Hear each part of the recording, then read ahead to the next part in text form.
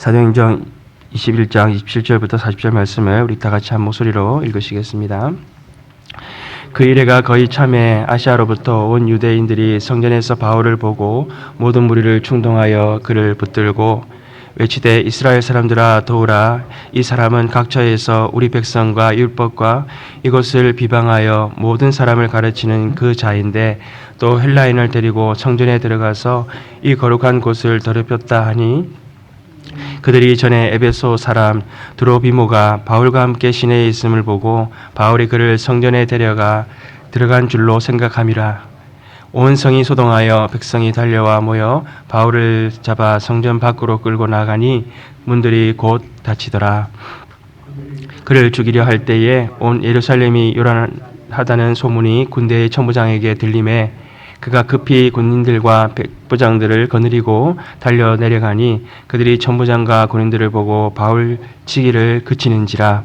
이에 천부장이 가까이 가서 바울을 잡아 두세 사절로 결박하라 명하고 그가 누구이며 그가 무슨 일을 하였느냐 물으니 무리 가운데서 어떤 이는 이런 말로 어떤 이는 저런 말로 소리치거늘 천부장이 소동으로 말미암아 진상을 알 수 없어 그를 영내로 데려가라 명하니라. 바울이 청내에 이를 때에 무리의 폭동으로 말미암아 군사들에게 들려가니 이는 백성의 무리가 그를 없이 하자고 외치며 따라가미러라. 바울을 데리고 영내로 들어가려 할 때 그때에 바울이 천부장에게 이르되 내가 당신에게 말할 수 있느냐 이르되 내가 헬라 말을 하느냐. 그러면 내가 이전에 소요를 일으켜 자객 4,000명을 거느리고 광야로 가던 애굽인이 아니냐. 바울이 이르되 나는 유대인이라 소읍이 아니 길리기아 다소시의 시민이니 청컨대 백성에게 말하기를 허락하라 하니 천부장이 허락하거늘 바울이 청대 위에 서서 백성에게 손짓하여 매우 조용히 한 후에 히브리 말로 말하니라. 아멘. 지난 시간 3차 여행을 마치고 돌아온 바울은 이제 예루살렘 교회에서 그동안 있었던 놀라운 사역에 대해서 그것을 보고하였습니다. 이 소식을 들은 예루살렘 교회는 하나님께 영광을 돌려드렸습니다. 그런데 장로들이 유대인들을 그 수많은 율법을 중시하는 유대인들을 의식하여서 바울에게 지금 소원한 이 네 사람과 함께 정결의식을 행하여서 바울이 유대교의 전통을 멸시한다고 하는 그런 의혹을 없애기를 권면하였습니다. 우리가 어저께 목사님 통해서 말씀을 들었듯이 본질이 아닌 것에 대해서는 유연한 태도를 가지라고 한 것처럼 바울은 그 유연한 태도를 가지고 정결의식에 참여하게 되었습니다. 민수기 6장에 보게 되면 나실인의 그 정결의식에 따르면 소원한 사람이 그 몸을 정결케 하는 날이 차면 머리를 밀고 또 제사장에게 그 화목 제물과 함께 자신의 머리털을 그것을 불에 태우는 그런 의식을 하게 되어 있습니다. 이러한 정결의 의식에 따라서 바울은 이제 예루살렘 성전에 올라가서 그 정결의 의식을 이제 드리려고 하였던 것입니다.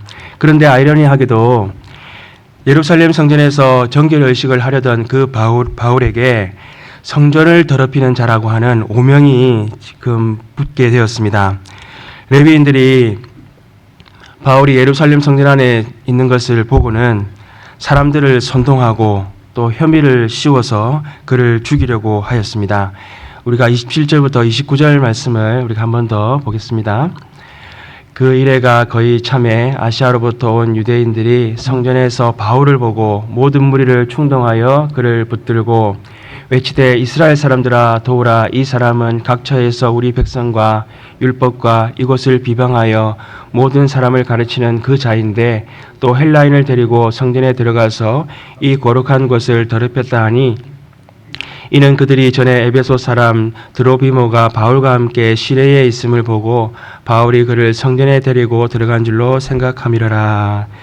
지금 레위인들이 바울에게 씌운 혐의 세 가지가 무엇입니까? 첫째, 바울이 유대 백성을 비방하였다는 것입니다. 또 둘째로는 율법을 비방하고 셋째로 이방인을 거룩한 성전 안으로 데리고 들어와서 성전을 더럽혔다라고 하는 것입니다. 즉 바울이 모세의 율법과 할례를 지키지 말라고 가르치면서 유대인과 율법을 멸시하였다라고 지금 주장하고 있는 것입니다. 그러나 사실 바울은 헬라인 그리스도인들을 유대인 그리스도인화하지 말라라고 가르쳤을 뿐 율법과 유대인을 비방한 적이 없었습니다. 또한 마지막 세 번째 혐의인 바울이 이방인을 거룩한 성전 안으로 데리고 들어갔다고 하는 것은 추측에 불과한 것이었습니다. 예루살렘 성전에는 이방인들이 들어갈 수 있는 뜰과 또 유대인들이 들어갈 수 있는 뜰로 나누어져 있습니다. 즉 이 바울이 이방인 헬라인 한 명을 데리고 이방인이 들어갈 수 없는 유대인이 들어갈 수 있는 뜰로 데리고 들어갔다라고 지금 그렇게 주장한 것입니다. 그러나 이 주장은 사실 바울이 시내에서 에베소 사람 드로피모와 함께 있던 것을 보고는 바울이 아마 이 헬라인을 성전한 거룩한 뜰까지 데리고 들어갔을 것이다 라고 그렇게 지금 추측을 하고 있는 것입니다. 그런데 유대인들의 이러한 주장이 어떻습니까? 사실이 아니고 거짓입니다. 그러나 이 거짓된 주장을 통해서 선지자가 예언한 대로 바울이 로마 군대에 포박되는 그러한 결과를 만들어내었습니다. 유대인들이 바울을 모함하자 성 안에 큰 소동이 일어나게 되었습니다. 사람들이 달려와서 바울을 잡아서 성 밖으로 그를 끌고 나가서 때리고 그를 죽이려고 하였습니다. 이 소식을 들은 천부장은 군대를 동원해서 군중 속으로 들어가서 바울을 쇠사슬로 결박하고 일단 보호하여야만 했습니다. 그리고 그가 어떤 사람이고 어떤 잘못을 저질렀는지 조사하려고 하였습니다. 그러나 천부장의 질문에 대해서 그 증언하는 사람들의 대답이 일치하지 않았고 또 주위가 너무 소란스러워서 말을 제대로 들을 수가 없었습니다. 또 사람들이 계속해서 바울을 공격하고 죽이려고 하였기 때문에 이 천부장은 군인들에게 명령하여서 바울을 들고서 그 군중 속에서 빠져나오게끔 해야만 했던 것입니다. 천부장이 바울에게 내가 얼마 전에 백성을 선동해서 4,000명을 이끌고 광야로 나갔던 그 애굽인이냐라고 물었습니다. 그러나 바울은 그때 자신이 유대인임을 밝혔습니다. 그리고 이 천부장에게 백성들 앞에서 내가 유대인으로서 말할 수 있는 기회를 달라라고 그렇게 요청하였습니다. 그리고 그 요청에 허락을 받자 그는 유대인 앞에 서서 담대히 복음을 전하는 그러한 일들이 오늘 있게 되었던 것입니다. 오늘 우리가 이 바울의 사건을 들으면서 우리가 성경 속에서 생각나게 하는 사람들이 있습니다. 그것은 첫째로 사도행전 6장과 7장에 나오는 스데반인 것입니다. 이 스데반 집사는 성령에 충만하여서 담대히 복음을 전하였습니다. 그리고 그가 복음을 전하는 자리에는 많은 기사와 이적들이 나타났습니다. 그러자 유대인들이 이러한 일들을 보고서는 사람들을 매수하여서 스데반이 모세와 하나님을 모독한다라고 그렇게 거짓 증언을 하게 하였습니다. 그래서 스데반은 잡혀서 공회 앞에 세워지게 되었고 판결을 받게 되었습니다. 그러나 스데반은 그가 성전과 율법을 거스린다고 비방하는 그 말에도 불구하고 군중들 앞에 서서 담대히 복음을 전하게 되었습니다. 그 복음을 전하는 그 메시지를 들은 유대인들이 가슴에 찔려서 돌을 들어서 스데반을 돌로 쳐 죽이게 되었던 것입니다. 두 번째, 오늘 바울의 이 사건을 통해서 우리에게 생각나게 하는 한 사람은 바로 예수 그리스도입니다. 예수님도 수많은 기적과 이사를 통해서 천국 복음을 선포하셨습니다. 그 천국 복음을 듣고 사람들이 구름같이 예수님 앞에 몰려들었습니다. 그런데 바리새인과 종교 지도자들은 어떻게 하였습니까? 백성들을 선동하고 또 거짓 증언을 하게 하여서 법정 앞에서 예수님을 모함하였습니다. 백성들이 소요가 일어나는 가운데 빌라도가 예수님을 로마 군대에게 넘겨주게 되었고 예수님은 로마 군대에 잡혀 마침내 십자가에서 죽음을 당하게 되었습니다.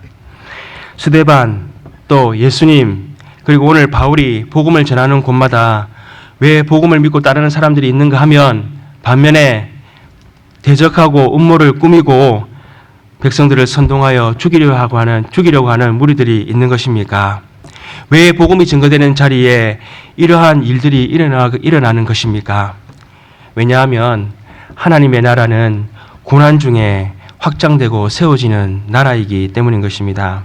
바울은 예루살렘에 일어난 이 소동으로 말미암아서 군대에 붙잡혀서 로마에 압송되게 됩니다. 그리고 이 과정 가운데에서 바울은 자신을 신문하던 아그리파 왕과 또 여러 관리들과 또 감옥을 지키는 간수들과 여러 계층의 사람들에게 복음을 전하게 되고 또한 복음이 로마에서 확장되어지는 놀라운 역사가 일어나게 되는 것입니다. 하나님의 나라가 고난 가운데 확장된다는 것을 우리가 알 수 있는 것은 첫째, 제약된 세상이 하나님의 나라가 확장되는 것을 거부하고 방해한다는 것을 우리가 알 수가 있는 것입니다. 예수님이 교회와 성도를 향해서 뭐라고 했습니까? 너희는 세상의 빛이다라고 그렇게 말씀하셨습니다. 예수님께서 우리를 세상의 빛이라고 말씀하신 이유는 어둠 가운데 있는 세상 가운데 빛을 비추는 그 복음의 사명을 우리에게 허락해 주셨기 때문입니다.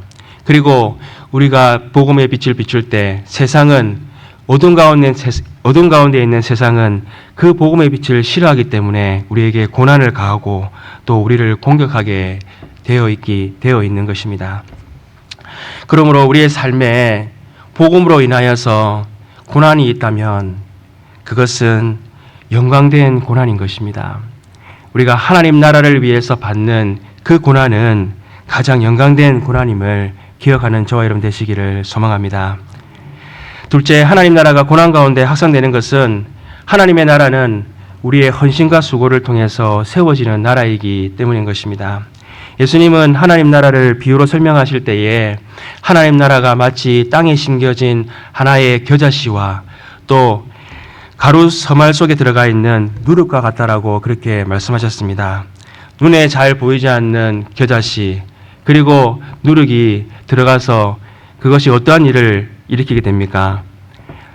씨앗이 자라나서 새가 들리는 그러한 큰 나무가 되기도 하고 누룩은 빵 전체를 부풀게 만드는 일을 만들어내는 것입니다. 한 알의 미랄이 떨어져 죽지 아니하면 많은 열매를 맺을 수 없다라고 하신 것처럼 복음을 위해서 목숨도 아끼지 않고 드렸던 그 바울의 헌신을 통해서 많은 교회가 세워지고 하나님 나라가 확장되게 되었던 것입니다. 또한 하나님의 나라는 우리의 작은 수고와 헌신을 통해서도 확장되는 그러한 나라입니다. 요즘같이 더운 날 전도를 하려고 하면은 어떤 생각이 듭니까? 좀 시원해지면 하지라고 하는 생각이 듭니다. 또 굳이 땀을 흘려가면서까지 복음을 전할 필요가 있을까라고 하는 그런 생각이 듭니다. 그런데 막상 나가서 복음을 전해보면 어떠한 일이 있습니까? 그 복음을 쪽지를 들고 고맙게 생각하는 사람들이 있고 또 복음 쪽지를 받아 들고 길을 가다가 돌아서면서 의미 있게 감사하다라고 하는 표현하는 사람들이 있습니다. 또 대마초를 말다가 복음 쪽지를 받아 들고는 그 복음의 메시지를 읽는 사람들이 있다는 것입니다. 마치 복음을 기다리고 있는 사람들이 우리 주위에 있는 것을 우리가 알 수 있게 되는 것입니다. 또한 복음을 전하지 않으면 불편하지 않는 관계인데 괜히 복음을 전하면 불편해지는 주위 사람들이 있습니다. 그러나 우리가 복음을 전하면 어떤 일이 일어납니까? 그 사람들이 어려운 일을 당하거나 영적인 그러한 공고를 느끼게 될 때에 우리에게 와서 상담하는 일이 있게 된다는 것입니다. 그리고 우리를 하나님의 사람으로 기억하고 인정해 주는 일이 있게 되는 것입니다. 하나님의 나라는 우리의 작은 수고와 헌신이 없이는 결코 세워지지 않는 나라입니다. 왜냐하면 하나님께서 하나님의 나라를 세우는 그 귀한 직분을 우리에게 맡기셨기 때문인 것입니다. 셋째, 고난 가운데 하나님 나라가 세워지는 이유는 이 땅에 하나님 나라를 세우는 일은 악한 세상 또 마귀와 세상 권세가 잡혀있는 그 세상 나라와 싸우는 영적인 전투이기 때문인 것입니다. 바울은 제자들의 간곡한 만류에도 불구하고 예루살렘을 향해 나아가면서 이렇게 고백하였습니다. 21장 11절에 여러분이 어찌하여 울어 내 마음을 상하게 하느냐 나는 주 예수의 이름을 위하여 결박당할 뿐 아니라 예루살렘에서 죽을 것을 각오하였느니라. 이것이 어떠한 태도입니까? 전쟁터에 나가는 군사의 그러한 태도인 것입니다. 바울은 실제로 디모데에게 영적 군사라고 그렇게 말하였습니다. 디모데후서 2장 3절과 4절에 보게 되면 너는 그리스도 예수의 좋은 병사로 나와 함께 고난을 받으라. 병사로 복무하는 자는 자기 생활에 얽매이는 자가 하나도 없나니 이는 병사로 모집한 자를 기쁘시게 하려 함이라라고 그렇게 말씀하셨습니다. 또한 에베소서에서는 우리를 영적인 군사로 간주하면서 전신갑주를 입으라고 말씀합니다. 어떠한 전신갑주를 입으라고 말씀하셨습니까? 머리에는 구원의 투구를 쓰고 또 의의 호심경을 입고 또 말씀의 검을 들고 또 구원의 방패를 들고 의의 진리의 허리띠를 메고 또 신은 어떤 신발을 신으라고 하였습니까?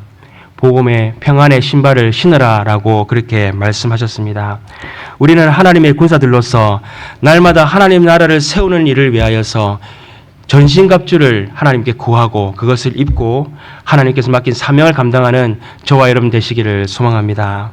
오늘 말씀을 통해서 바울은 왜 이렇게 가는 곳마다 고난을 당하고 복음을 전하는 일을 위하여 왜 그렇게 애매한 일들을 당하였는가 하는 것을 우리가 생각해 보았습니다. 복음을 위해서 당하는 그 고난은 하나님 나라를 세우기 위한 바로 수단이라는 것을 오늘 말씀을 통해서 우리에게 말씀하고 있습니다. 이 땅에 하나님 나라를 세우는 이 귀한 사명을 하나님은 저와 여러분들에게 허락해 주셨습니다. 우리의 작은 수고와 헌신을 통해서 그 수고와 헌신을 하나님 앞에 드리고 하나님 앞에 우리의 고난을 하나님 사용하셔서 하나님 나라를 세워가는 저와 여러분 되시기를 소망합니다. 기도하시겠습니다. 하나님 아버지 감사합니다. 오늘 바울이 애매한 고난을 당하고 죽을 고비를 그가 맞이하게 되었습니다. 그러나 그는 이 고난을 두려워하는 것이 아니라 오히려 복음을 전할 수 있는 기회로 그가 삼았습니다. 주님, 우리에게도 생명보다 귀한 복음을 증거하고 또 하나님 빼앗겼던 하나님 나라가 이 땅에 세워지는 일을 위하여 우리를 먼저 불러주셨습니다. 하나님, 우리도 복음을 위해 살고 또 복음을 위해 하나님 수고 헌신을 아끼지 않는 주님의 군사들이 다 되게 하여 주시옵소서. 여전히 죄악과 어둠 가운데 있는 이 세상 가운데 복음의 빛을 비추는 주님의 귀한 하나님 군사들, 주님의 백성들 될 수 있도록 이 아침에도 우리에게 하는 전신갑주를 입게 하시고 주의 성령으로 충만하게 하여 주시옵소서. 모든 것 감사하며 우리 주 예수님 이름으로 기도합니다. 아멘.